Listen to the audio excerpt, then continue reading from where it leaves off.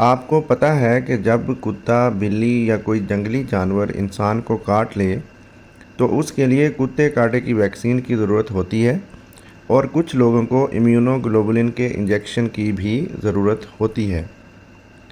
जो कुत्ते काटे की वैक्सीन है, जिसे हम एंटी रेबीज़ वैक्सीन कहते हैं, वो तो जब हम जो वूंड है, जो ज़ख़म है, उसे हम 3 कैटेगरीज़ में डिवाइड कर लेते हैं, क्लासीफाई कर लेते हैं। तो जो वूंड कैटेगरी 2 और कैटेगरी 3, 2 और 3 में तो वैक्सीन लगनी ही लगनी है। 1 में आपने वैक्सीन और कुछ नहीं करना होता। और जो वूंड 3 है, कैटेगरी 3 है, उसमें इम्यूनोग्लोबुलिन भी लगती है।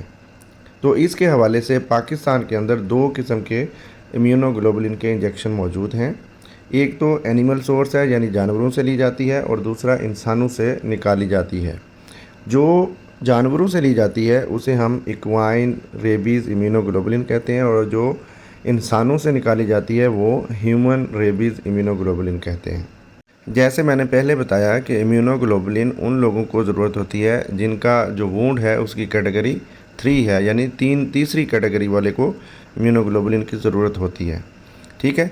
अगर तो किसी ने पहले कभी रेबीज़ एंटी रेबीज़ वैक्सीन लगवाई होती है, या उसने प्री एक्सपोजर या पोस्ट एक्सपोजर पहले कभी लगवाई थी, तो उसे, चाहे वो कैटेगरी 1 है, 2 है, 3 है, तो उसे इम्यूनोग्लोबुलिन की ज़रूरत नहीं होती।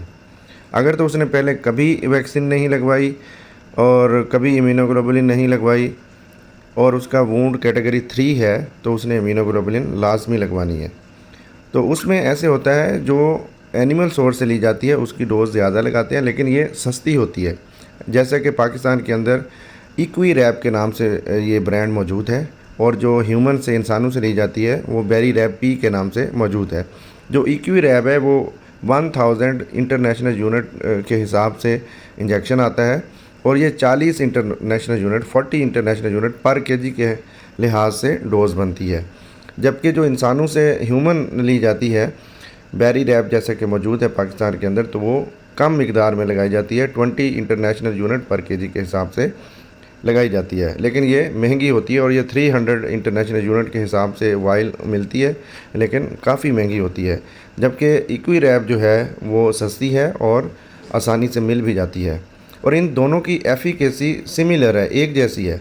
लेकिन अगर आप मुझसे पूछें कि बेहतर कौन सी है, तो वो फिर बेरी-रैब पी ही है, जो इंसानों से ली जाती है, वो बेहतर है। लेकिन फिर मैं कहूँगा कि इनकी एफिकेसी सिमिलर है। ठीक है। तो ये लगाते कैसे हैं?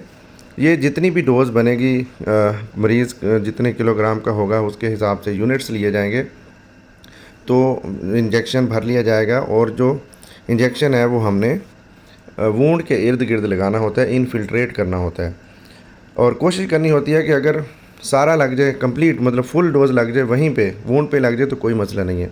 अगर वूंड से कोई मतलब बच जाती है, कुछ हिस्सा इंजेक्शन का, कुछ डोज़ बच जाती है, तो फिर हमने वो किसी दूसरी जगह पे जो उस वूंड से दूर हो, इंट्रामस्कुलर पट्टे के अंदर लगाते हैं। हमारे यहाँ आम तौर पे ये गलत कंसेप्ट पाया जाता है कि आधी हमने वूंड के इर्द गिर्द लगानी होती है इम्यूनोग्लोबुलिन, और आधी जो है ना इंट्रामस्कुलर लगा देनी होती है। ऐसा नहीं है। अगर तो वूंड बड़ा है और वहीं पे सारी इस्तेमाल हो जाती है तो कोई बात नहीं, आपको कोई ज़रूरत नहीं है दूर इंट्रामस्कुलर लगाने की, आप वहीं पे सारी की सारी वूंड के गिर्द लगा सकते हैं, इसमें कोई मसला नहीं। पाकिस्तान के अंदर जो एनिमल सोर्स वाली ब्रांड है वो इक्वी-रैब है, और ह्यूमन सोर्स वाली बेरी-रैब पी है।